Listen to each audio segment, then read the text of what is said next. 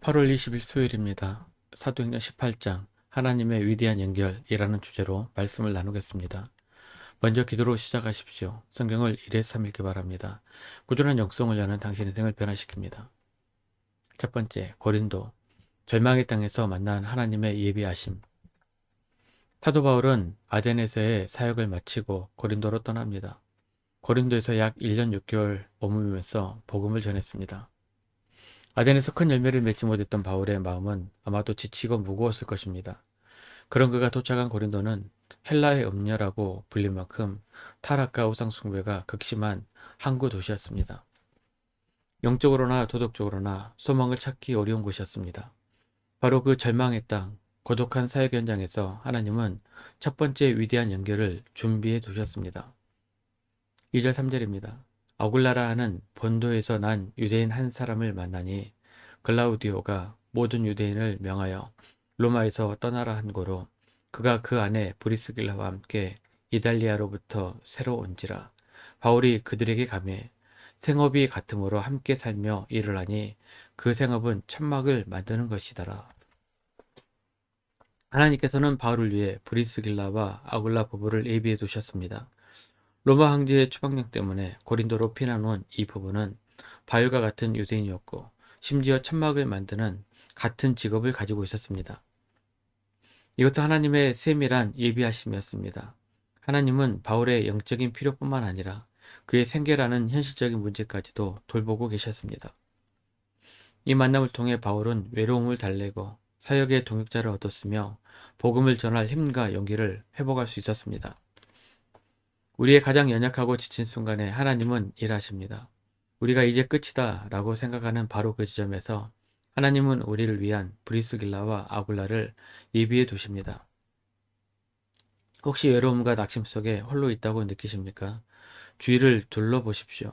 하나님께서 당신의 필요를 채우기 위해 보내신 사람, 당신의 기도에 응답하기 위해 예비하신 만남이 바로 곁에 있을지도 모릅니다. 또한 우리 자신이 누군가에게 하나님이 예비하신 위로와 격려의 통로가 되어주는 삶을 살아야 할 것입니다. 바울은 동역자들과 함께 힘을 얻어 안식일마다 회당에서 예수는 그리스도라고 담대히 증거했습니다. 그러나 이상대로 유대인들의 거센 반대와 비방에 부딪혔습니다. 결국 바울은 어수선하며 선포합니다. 너희 피가 너희 머리로 돌아갈 것이요 나는 깨끗하니라. 이는 복음 전파의 책임을 다했다는 선언입니다. 이처럼 복음은 때로 거절당합니다. 그러나 우리는 결과에 연연하지 않고 바울처럼 진리를 선포하는 사명을 끝까지 감당해야 합니다. 놀라운 반전은 바로 그 후에 일어났습니다. 회당을 떠나자 바로 그 회당의 지도자였던 회당장 그리스보가 온 가족과 함께 주님을 믿게 된 것입니다. 가장 강력한 반대 세력의 중심 인물이 복음 앞에 무릎을 꿇은 것입니다. 핍박의 현장이 하나님의 역사를 경험하는 귀의 장으로 바뀌는 순간이었습니다. 하지만 계속되는 위협 속에서 바울은 인간적인 두려움에 휩싸였을 것입니다. 바로 그때 하나님께서 환상 중에 직접 그에게 나타나 말씀하십니다. 9절 10절입니다. 밤에 주께서 환상 가운데 바울에게 말씀하시되 두려워하지 말며 침묵하지 말고 말하라.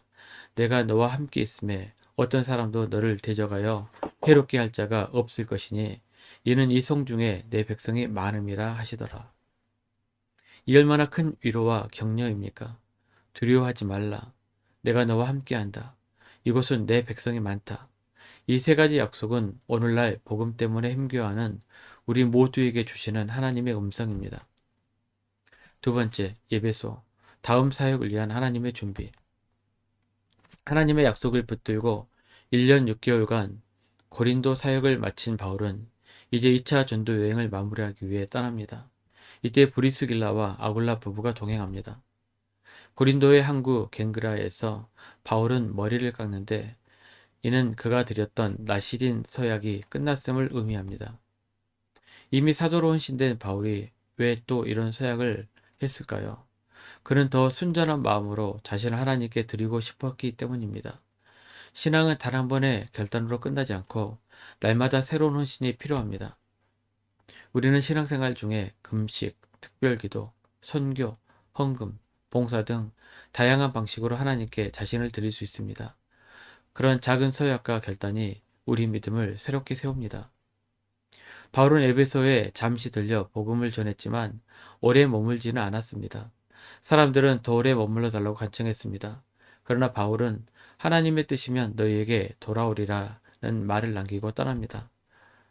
대신 그는 아주 중요한 한 가지 일을 합니다. 바로 브리스길라와 아굴라 부부를 에베소에 남겨둔 것입니다. 이것은 하나님의 위대한 연결의 두 번째 단추였습니다. 바울은 자신의 계획이나 사람들의 요청이 아닌 보이지 않는 하나님의 더 큰 그림을 신뢰했습니다. 그는 자신이 없어도 하나님의 일이 계속될 것을 믿었고 동역자들을 신뢰하여 그들에게 사역의 바통을 넘겨주었습니다. 교회는 한 명의 슈퍼스타가 이끌어가는 곳이 아닙니다. 각자의 은사대로 부름받은 성도들이 서로를 세워주며 함께 섬길 때 건강하게 성장합니다. 세 번째, 아볼로, 예비된 일꾼을 세우시는 하나님. 바울이 떠난 에베소에 한 명의 놀라운 인물이 등장합니다. 그 이름은 아볼로입니다. 성경은 그를 알렉산드리아 출신, 언변이 좋고 성경에 능통한 자라고 소개합니다. 그는 최고의 지성과 뜨거운 열정을 겸비한 사람이었습니다. 하지만 그에게는 치명적인 약점이 있었습니다. 그는 요한의 세례만 알 따름이었습니다. 즉 예수님의 십자가와 부활, 성령의 능력이라는 복음의 핵심을 온전히 알지 못하는 반쪽짜리 복음을 전하고 있었던 것입니다. 바로 이때 하나님께서 에베소에 남겨두셨던 브리스길라와 아글라 부부가 그 역할을 감당합니다. 이것이 바로 하나님의 세 번째 위대한 연결입니다. 26절입니다. 그가 회당에서 담대히 말하기 시작하거늘 브리스길라와 아굴라가 듣고 데려다가 하나님의 도를 더 정확하게 풀어 이르더라. 여기서 우리는 신앙 공동체의 가장 아름다운 모습을 발견합니다. 브리스길라와 아굴라는 아볼로의 부족함을 많은 사람들 앞에서 지적하여 망신 주지 않았습니다. 그들은 그를 조용히 집으로 초대하여 사랑과 존중의 마음으로 복음의 진리를 더 깊이 가르쳐 주었습니다. 또한 당대 최고의 지식인이었던 아볼라는 이름 없는 평신도이자 천막 기술자인 부부의 가르침을 겸손하게 받아들였습니다. 온전한 복음으로 무장한 아볼로는 이후 고린도로 건너가게 됩니다. 그것은 바울이 눈물로 복음의 씨앗을 뿌렸던 곳입니다. 이제 하나님께서는 아볼로를 통해 그 씨앗에 물을 주어 자라게 하십니다.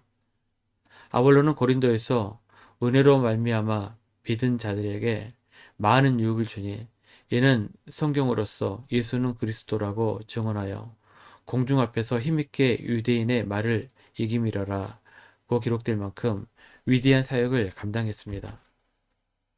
말씀 명미 적용입니다. 첫 번째, 가장 외롭고 지친 사명의 자리에서 하나님이 예비하신 동역자를 발견하고 내가 너와 함께한다는 약속을 붙드십시오. 두 번째, 아볼로처럼 겸손하게 배우고 브리스길라와 아굴라처럼 지혜롭게 가르치며 서로를 세워주는 건강한 신앙 공동체를 만들어 가십시오.